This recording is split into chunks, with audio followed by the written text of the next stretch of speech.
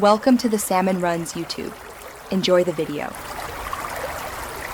In this video, I will explain how to change the oil in a Ford Escape. First, gather your supplies: new oil, an oil filter, a drain pan, a wrench, and a funnel.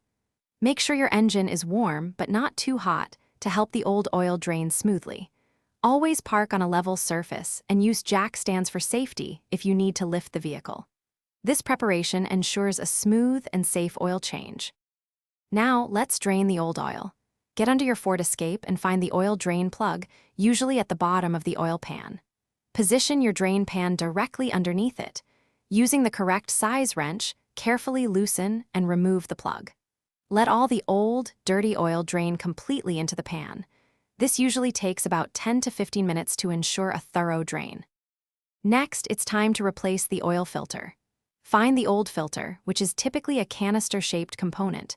You might need an oil filter wrench to loosen it, then you can unscrew it by hand. Before installing the new filter, apply a thin film of fresh oil to its rubber gasket. This helps create a good seal.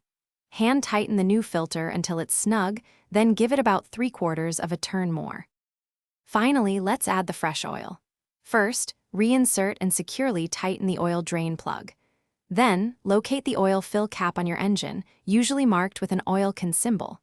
Using a funnel, carefully pour in the recommended amount of new oil, typically around 5 to 6 quarts, depending on your engine.